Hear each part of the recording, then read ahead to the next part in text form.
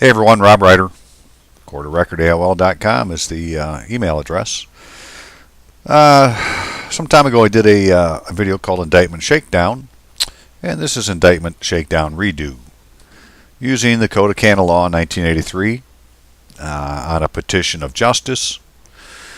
On this, the 29th day of September, the year of our Lord 2012. We're going to go back and look at the indictment that was used in the original Indictment Shakedown, some definitions, my idea for a petition, and I'll put it in Monday, see what happens. If you have a loved one in jail, you may take something like this and try it yourself. We need to get things in front of these people, make them answer some questions, right? So all I'm trying to do is provide the evidence so that for them not to do it, they would have to judge the law, and that would make them a heretic. And I don't think they want to be one. But anyways, let's move on. So this was the original indictment. So we get it all on here. For Michael Thomas McQuillan, there's a case number, the indictment number. It was a violation for presentation of false claims to the Internal Revenue Service. Well, as it turns out, falsehoods are the exclusive jurisdiction of ecclesiastic courts.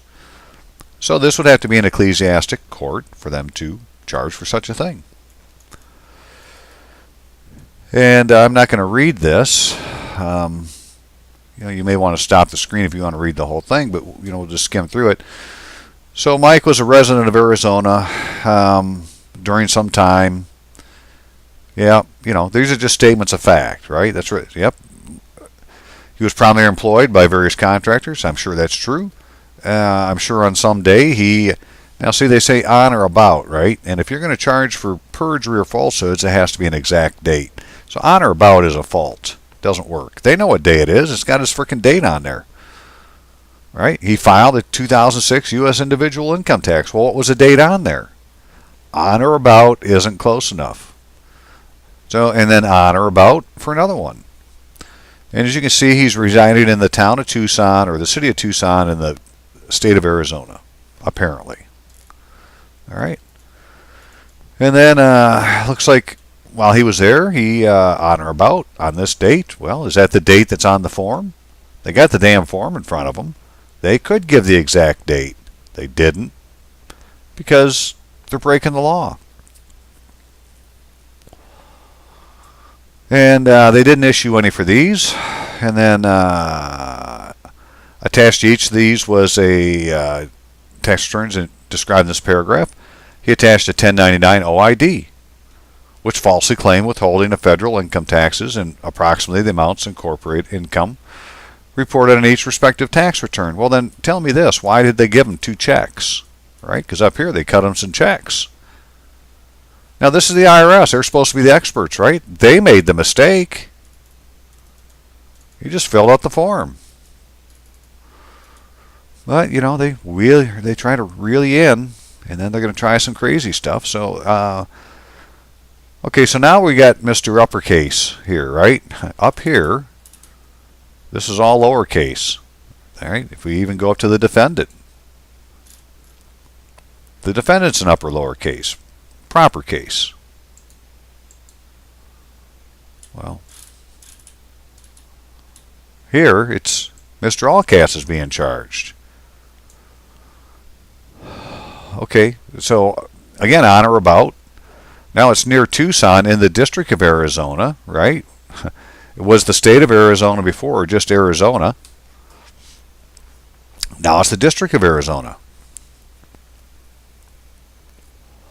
Why wouldn't it say the state of Arizona? So Mr. Allcaps, now he did it, and they're going to say it was fraudulent as to material matters, in that it claimed Michael Thomas McClellan was entitled to refund the amount of that much, whereas defendant Michael Thomas McClellan knew the claim for a refund was false, fictitious, or fraudulent. Well, Michael Thomas McClellan, uppercase, doesn't know a damn thing. It's a frickin' piece of paper. It's a fictitious entity. It's your body corporate. It ain't you. And then, this is the other one, right? So now they're trying to get the money back, all in violation of Title 18 U.S. Code, Section 287, which was presentation of false claims to the IRS. And it says it's a true bill with a presiding juror. Well, one of the things you'll find out if it's a true bill, it's supposed to be the juror foreman, as we'll see now. So that's just a quick look at the original indictment. Well, what is an indictment? Well, they're acting like he did a crime. So in criminal law, a written accusation of one or more persons of a crime or misdemeanor presented to and preferred upon oath or affirmation by a grand jury convoked. All right?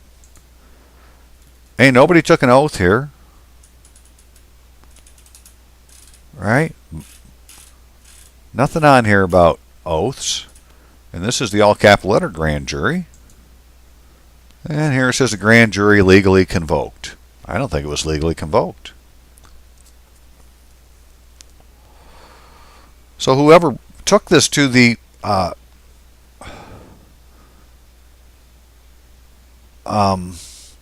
presented to and preferred upon oath or affirmation. Okay, so I was trying to figure out, is it somebody else who brought it to him? Like, we got these apparent plaintiffs here, right? Who took an oath? Who said anything happened under oath? Nobody. The word indictment is said to be derived from an old French word which signifies indicate, show, point out its object, indicate the offense charged against the accused. Well, what's an offense? It's a felony or misdemeanor. But it may also include the violation of a criminal statute for which remedy is merely a civil suit to recover the penalty. Well, they called it a violation. Okay, so if it's a violation, that has its own definition. It says a violation of a criminal statute for which the remedy is merely a civil suit to recover the penalty. Well, we're in a civil case. Yeah, I don't know what CR means. That could mean criminal, I guess. I don't know. What does CR mean? I have to go look that up. Criminal, you think?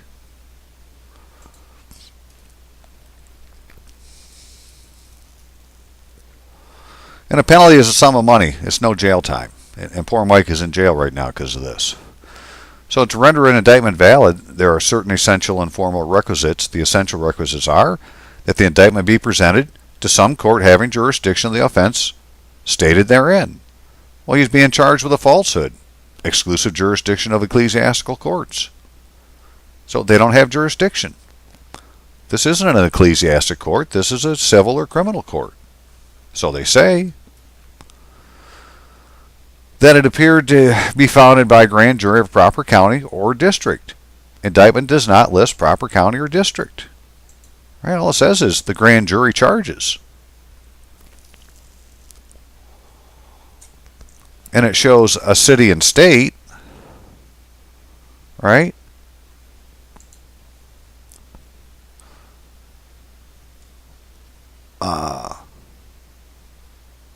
But it doesn't list the proper county or district.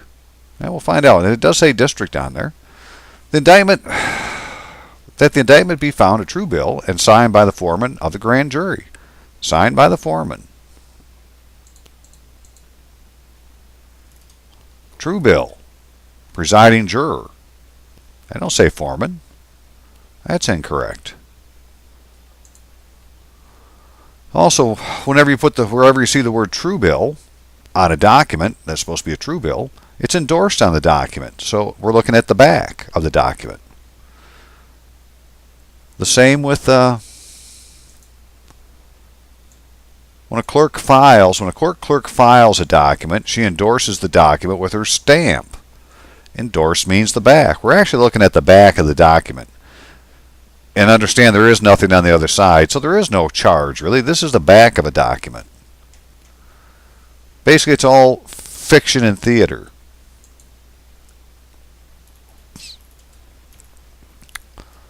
Must be in the English language. Formal requisites are the venue, which at common law should always be laid in the county where the offense has been committed. I don't know if that happened or not. It's not in a county. Right? It's in a district. They didn't say anything about being in the county.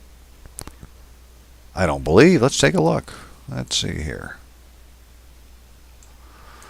United States District Court, District of Arizona. But this says if it was at common law, it'd be in the county. The venue stated in the margin, thus, city and county of. Well, it said the city and state and city and district, but not city and county. The grand inquest, the Commonwealth, inquiring that the city and county aforesaid upon. So these are what's supposed to be in there. These are the formal requisites of an indictment, right? And none of this stuff is on there. The name and addition of the defendant. There isn't an addition. But a plea of the defendant will work just as well. How do you plead? Guilty or not? If it doesn't have your addition, single man, son of God, something. It's supposed to have it on there. It's supposed to be your name, comma, and then your addition. And, addition has a definition in a legal dictionary. Go look it up. The name of third persons, okay. So sufficiently to inform the defendant who are his accusers. Well, who's his accusers? The plaintiff is the United States of America. That doesn't tell you who your accusers are. It doesn't say we the people. It says United States of America. The time when the offense committed should generally be stated to be on a specific day, a year, and day. In some offenses, as in perjury, the day must be precisely stated. Okay, so in offenses, as in perjury, the day must be precisely stated. Well, basically, they're charging you for perjury because that's what a falsehood is, right? You lied under oath. And this is all supposed to be happening under oath, so really that's all that could happen. For an indictment to go on, it's under common law, which means everything would be under oath. Where did it say that? Oh, okay. Well, first it's going to be preferred upon oath or affirmation. That's good. Signed by the jury foreman of the grand jury. That didn't happen. The venue which at common law should always be laid in the county the offense has been committed. So it has to be done in common law, which means everything's under oath. And it's supposed to have words like this in there, and it doesn't seem to have any of this stuff. It's almost like they're using color of law against a living man. Well, that would be a falsehood. I think somebody broke the law when they brought this against Mike. All indictments ought to charge a man. There are certain terms of art so appropriate in law to express the precise idea of the offense that no other terms, however synonymous they may seem, are capable of filling the same office. Such, for example, for felony, they got to use feloniously. Well, what did we use here? Because I saw the word felony. Didn't I? Oh, maybe not.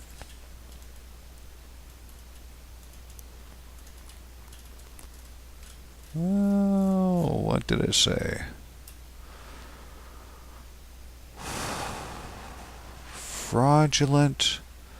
Man, I could have thought, I could have swore they used those words in here. False and fraudulent.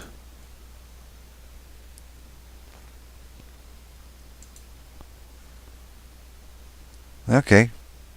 So, maybe not. Maybe not that one. They may get away with that one. A violation, right? So he is being charged with a violation. A violation. Well, what is a violation? An act done unlawfully and with force. Well, what did Mike do that was forceful? Apparently put in a fraudulent document. Where's the force? And presentation of false claims. Well, presentation in law only has one definition, and it's for ecclesiastic law. The act of a patron offering his clerk to the bishop of the diocese to be instituted in the church or benefice. Interesting.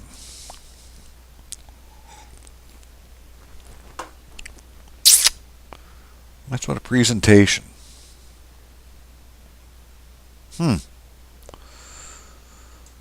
Okay. False, not true, false pretense, unjust, unlawful, false imprisonment. Well, falsehoods are as you'll see, are the exclusive jurisdiction of an ecclesiastic court.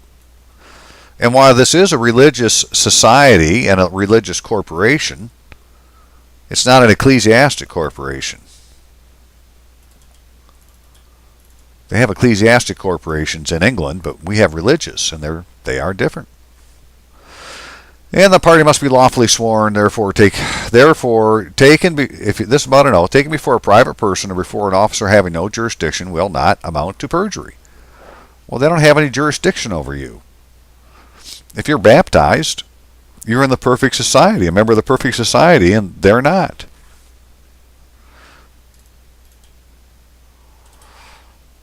And if they are, they're a bad faithful, and that's why we get to take them to ecclesiastic court. Because they are going to say they've been baptized. They're going to say they're good Christians.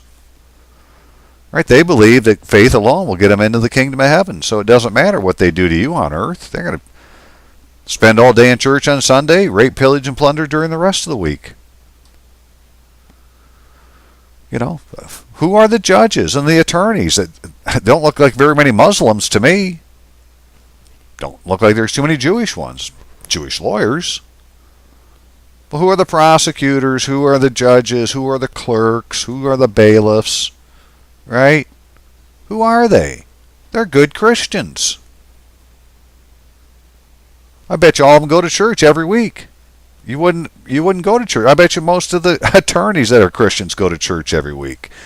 Because they got to go pray for forgiveness. They may have sinned during the week, but they have faith that as long as they have faith that they're going to get in the kingdom of heaven. They just can keep begging forgiveness. But that isn't how the law is written.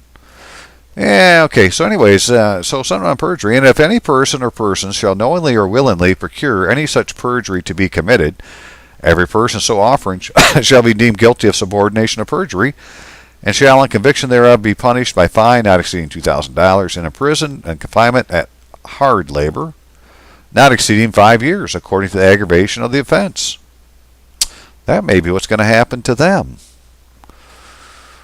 Okay, so, yeah, I want to save that. Anyways, this is what I came up with for a petition of justice.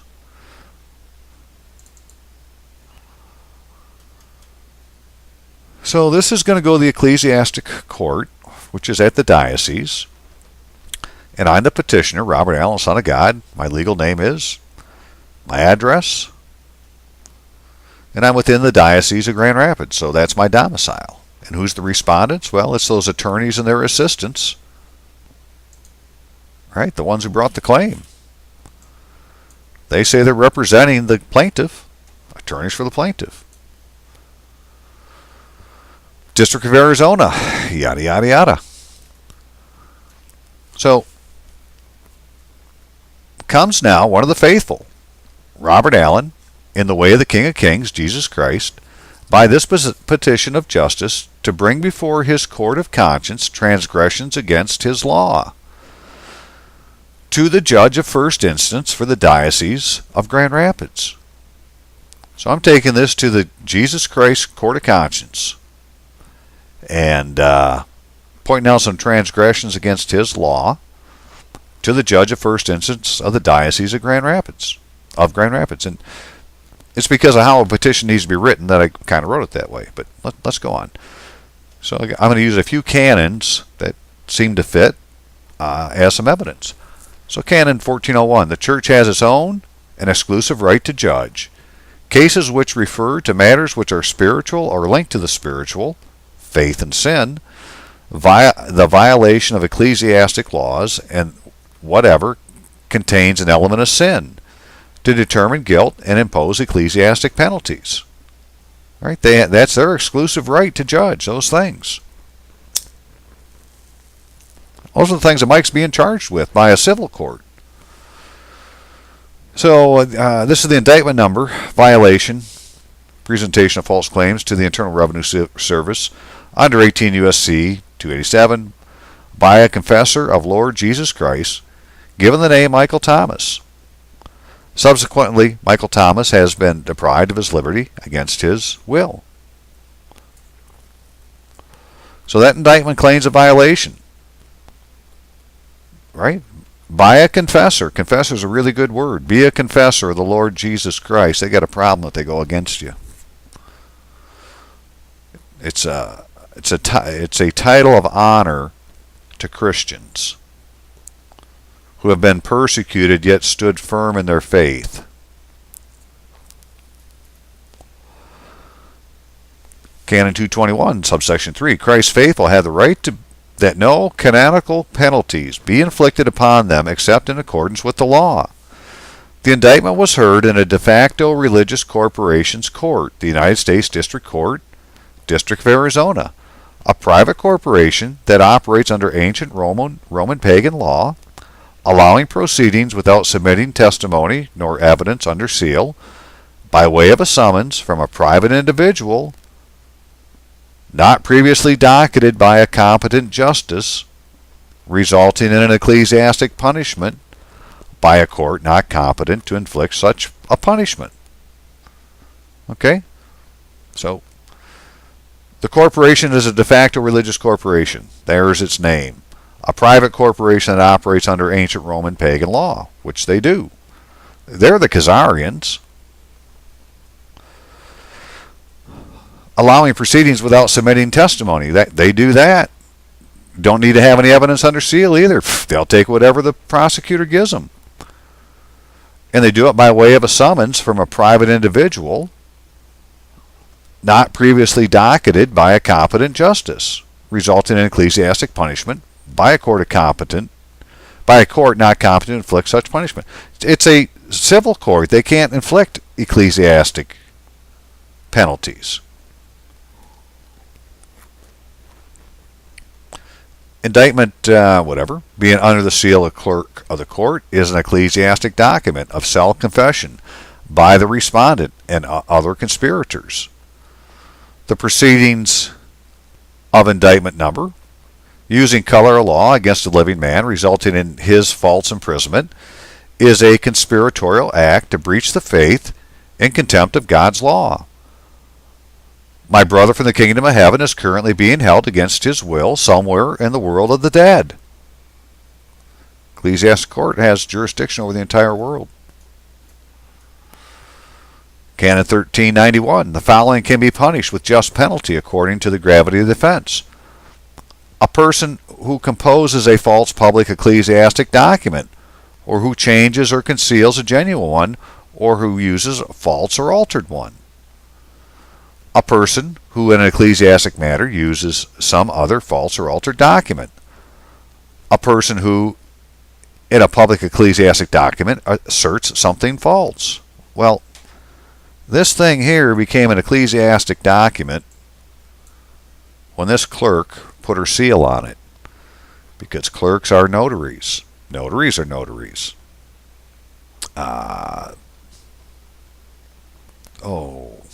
The county clerk is a notary. Anybody with a seal holds the office of a notary. They're ecclesiastic. The frickin' chancellor is a notary. Right? It's just one of the offices they hold. People can hold more than one office. They wear many hats. Okay, so that's what that is. Ecclesiastic courts have exclusive jurisdiction of falsehood, matters of faith, sins, instruments under the seal of a notary, breach of oaths or vows. The United States District Court, District of Arizona, is no ecclesiastic court. The actors who serve there have not taken an oath mandated in the Constitution to hold public office. They are officers in a de facto religious corporation, subject to canon law, never lawfully constituted, not following their own constitution, having no fear of God, weeds in the Garden of Eden.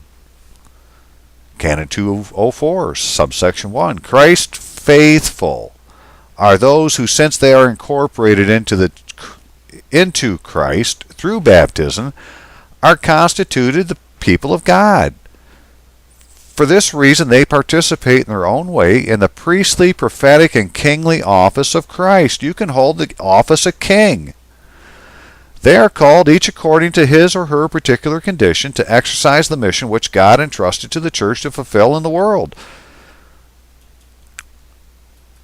This Son of God, possessor of the kingly office of Christ, brings these transgressions of the Heavenly Father's laws to the light of day and command Christ's apostles and disciples, see that our brother in Christ, Michael Thomas, of the family McClellan, be immediately returned to his loved ones, restitution made, and an inquest be initiated into the wrongdoing of the United States District Court of Arizona, its officers and agents, not offers. Obviously, I ain't quite done yet. Canon 1330, a delict, which is a misdemeanor, which consists in a declaration or other manifestation of will, doctrine, or knowledge, must not be considered completed if no one perceives the declaration or the manifestation. If they don't see it, it didn't happen. So we need to point it out. So I have included as evidence a copy of the indictment, which I perceived illicit, with the self-confession of color of law, including dates, times, and places, as well as a condensed list of canon laws evidencing my status, your jurisdiction in this matter, and your duty to the Lord. Canon 1311, the church has its own inherent right to constrain with penal sanctions Christ's faithful who commit offenses. Now all these people have taken an oath, and most of them have been baptized, and if you're baptized, you're one of Christ's faithful, and canon law has jurisdiction over you. If there are questions, you are to contact me by phone immediately. If you doubt your jurisdiction, you are to contact the Pope for guidance. If you truly promote justice, our brother Michael is as good as home. So on this, the first day of October, the year of our Lord 2012, I declare under penalty of perjury my solemn asseveration that the statements made in this petition are true and correct to the best of my knowledge. And I'll put my signature, Robert Allen, Kingly Office of Christ. That's a petition by canon law.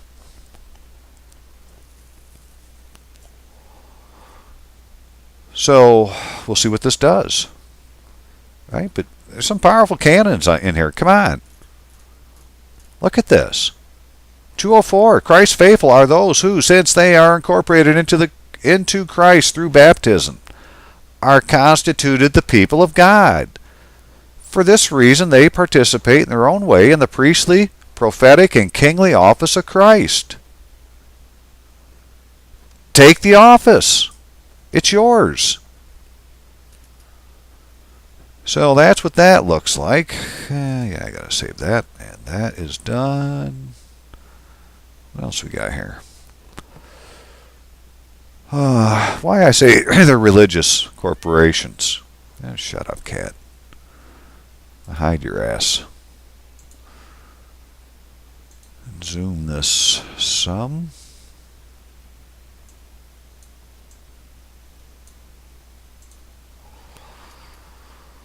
I found this, religious corporations in the United States, at that website.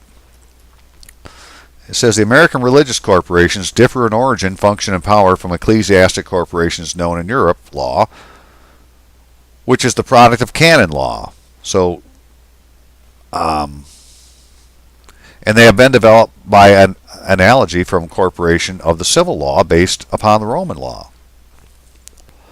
So an ecclesiastic corporation is under canon law,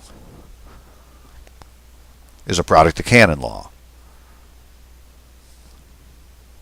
And the American religious one has been developed by analogy from the corporation of civil law based on Roman law. So there's where the Khazarians came in. They took old Roman law before they became Christian. It was pagan.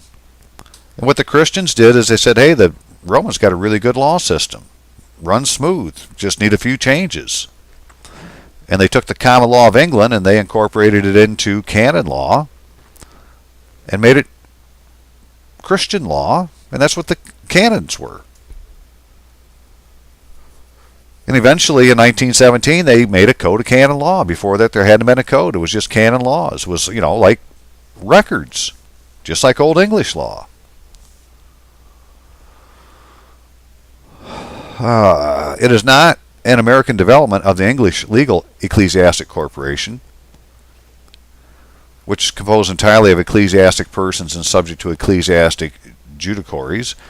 The religious corporation in the United States belongs to a class of civil corporations, not for profit, which are organized and controlled according to the principles of common law and equity as administered by civil courts. That's what they should be. The church is spiritual in the ecclesiastic body and does not receive incorporation. So the corporation is separate from the ecclesiastic body.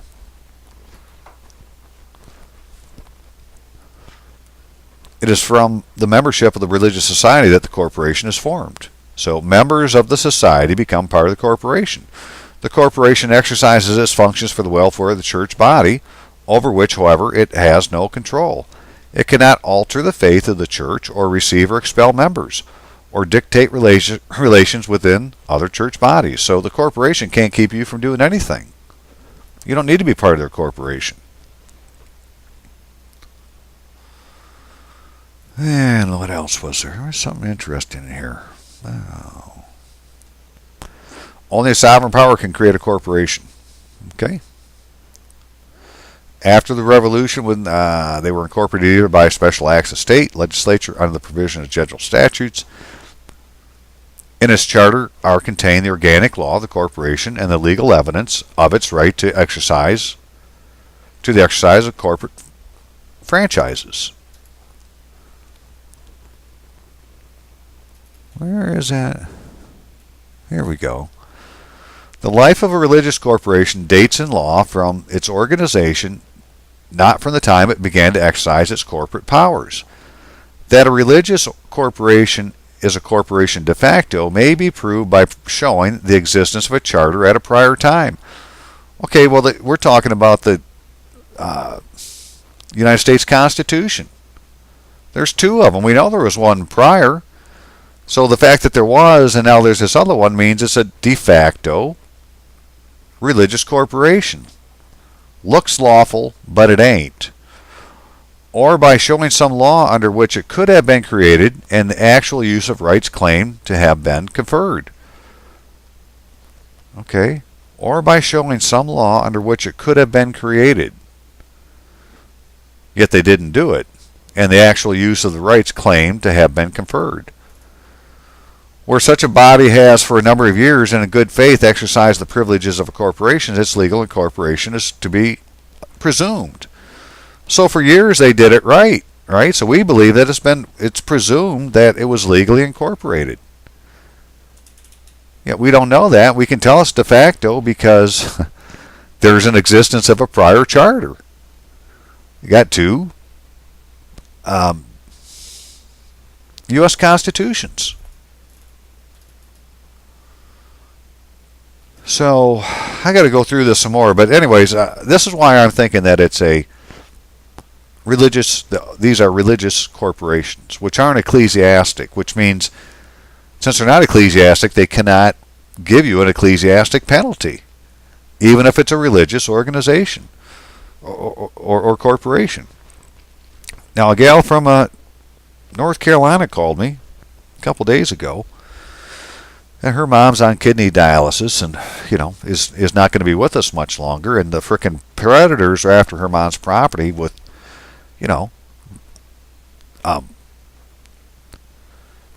just driving her crazy. And she had mentioned that the judge that's sitting on this case, right, is a minister in a church. So on Sunday he's in preaching. But Monday through Friday, he's in taking your property. What kind of religion does he preach? He's a Christian. He's a good Christian. He believes if he has a lot of faith, that'll get him into heaven no matter what crimes he does. He doesn't need to do good deeds. Well, not doing good deeds means you're doing bad deeds because he's busy all the time doing deeds. Right? Anytime you put your name on something, it's a deed. Right? Your works are your deeds. So this good Christian who preaches from a pulpit on Sunday, Monday through Friday, is taking people's property. Along with everybody else in that room, they're all conspirators. We know they know what's going on, yet they do it anyways because they don't believe God is going to walk through the door and point out the transgressions. And what would Jesus do? Well, that is what Jesus did. So, anywho, that's why I'm going to try, this petition here. Oh, just real quick. Some other. This is what false imprisonment is, right? This is what, for Michael.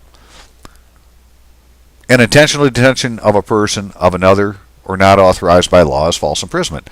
It is any illegal imprisonment without any process whatever or under color of process, wholly illegal without regard to the question of whether any crime has been committed or debt is due. If it's under color of law, it's illegal. Mike is being falsely imprisoned. Tim Turner's being falsely imprisoned. They're being imprisoned for a false document, for a falsehood. But that's the jurisdiction of the church. They have exclusive jurisdiction in matters of faith and sin. And in the United States of America, we have separation of church and state. So in their courts, God's never in there. There is no church. However, the Vatican is a sovereign power that has church and state together in one. And therefore, the laws of the church are also the laws of the state. And all these corporations, we know that they're all beholding to the Vatican. So they've all taken oaths. They're all on file with the bishop.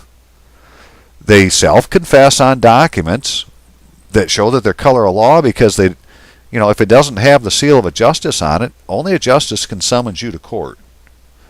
A private individual cannot summon you to court.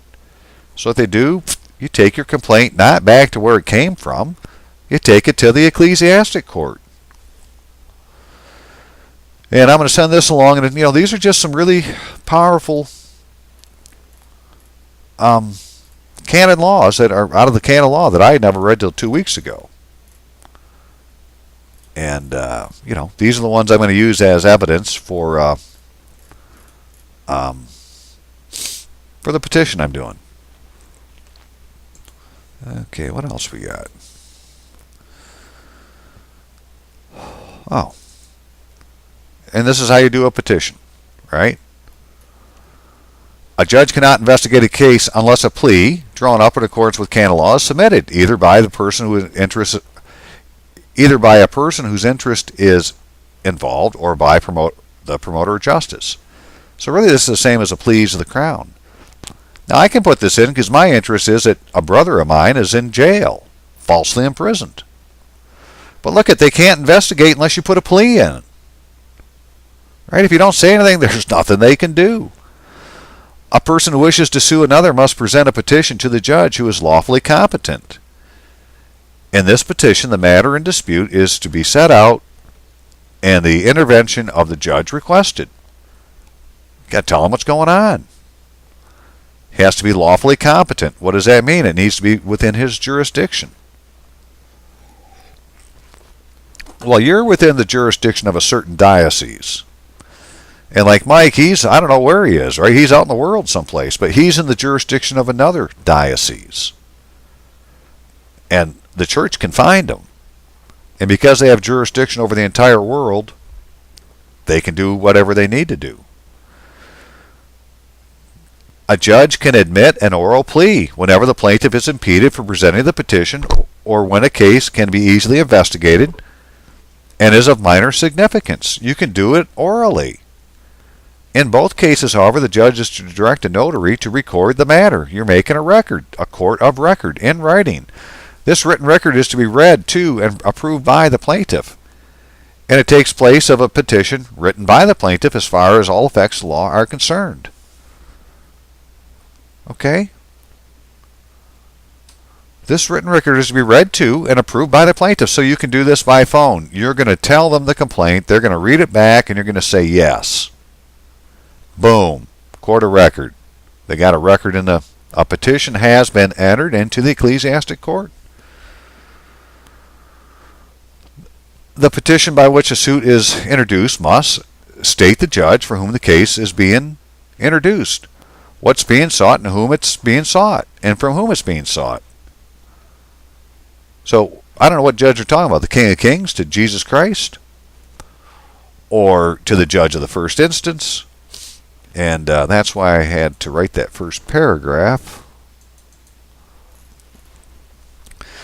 Comes now one of the faithful, Robert Allen, in the way of the King of the Kings, Jesus Christ, by this petition of justice to bring before his court of conscience, so there I've covered the King of Kings court, transgressions against his law, to the judge of first instance for the Diocese of Grand Rapids. Well, that is the judge of first instance is at the diocese, your local diocese, and that's like the first court you go into, and it's the bishop.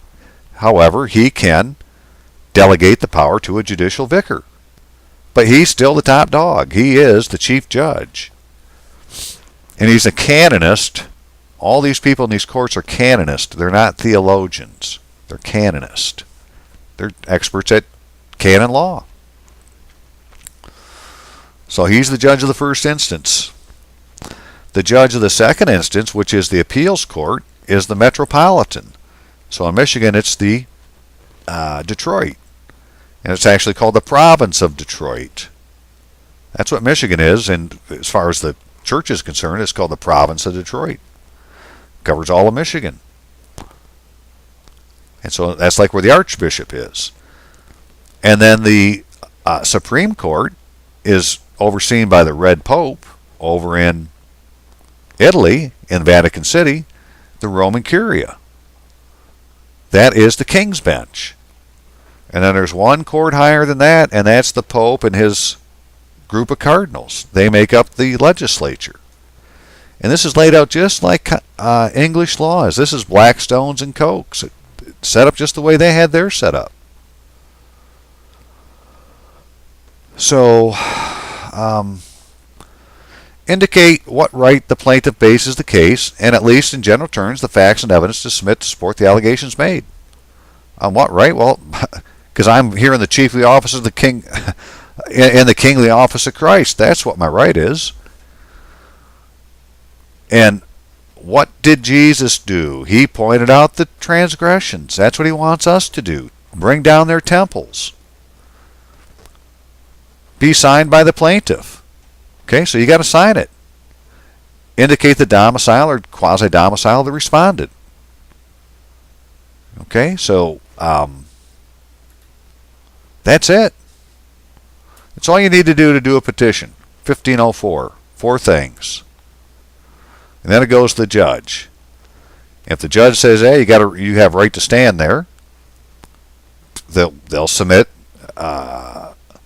Must as soon as possible by his decree either admit or reject the petition. So I've sent 2 petitions in, and I sent them a week ago Thursday. Now, to be honest, I haven't checked the mail since Wednesday. So I got to go out tomorrow and check the mail. Been busy, got lots of wood to cut. So, and I'm taking my time studying this stuff. Whatever's in the mailbox will be there anyways, no matter what day I get to it. I'm hoping for a phone call. Hadn't got one yet. But then I was reading that, when you get into how they do these court cases, they do a lot of it in secret. And if you look at one of my later videos here, just last couple, I had done it's part 2 of the long one that was going through canon law. It shows one of the petitions that I submitted, trying to get my securities back for a discharge of mortgage. Discharge of mortgage is in the property file, and it says on there that they released their interest in the property. Well, The mortgage in Michigan is the same as a deed of trust, and that's a security instrument. It's not the lien, it's a security instrument. And it has two kinds of property on it, real property and personal property. The real property is the house, the personal property is the payments, the promissory note, or its conversion, and their gain. And when you refinance a piece of property, Bank 2 makes sure Bank 1 puts this thing in there. And so there it is, it's in, and it says that they've released the interest in the property, and they put it in the real property file in the Register of Deeds office. Okay, but they haven't given you the other piece of paper for the personal property, and that is a UCC-3 termination statement. That's what it says in the Uniform Residential Mortgage Satisfaction Act. And it says in there, if they haven't sent it to you, to write them a letter and ask for it. So I did.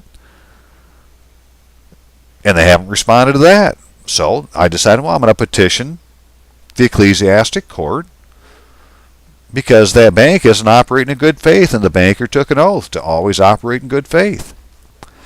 And I have a document under the seal of a notary where he's come before the notary and said they've released their interest in the property. Yet they won't give me back the securities that are on the deed of trust. Because that isn't the lien, that's the security instrument. All those securities on there are the securities for a lien that never really existed anyways. It's a statutory lien, but nevertheless, whenever they put in a discharge of mortgage, the security should come back to you.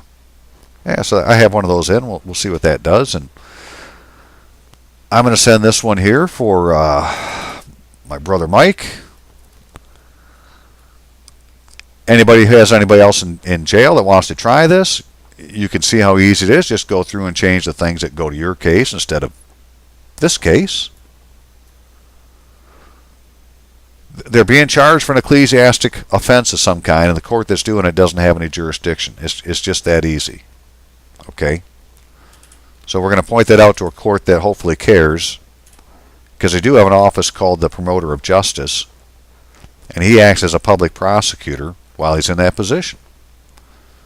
That sounds pretty encouraging. Okay, that's it for this. I'll let you guys know how it goes. We'll see ya.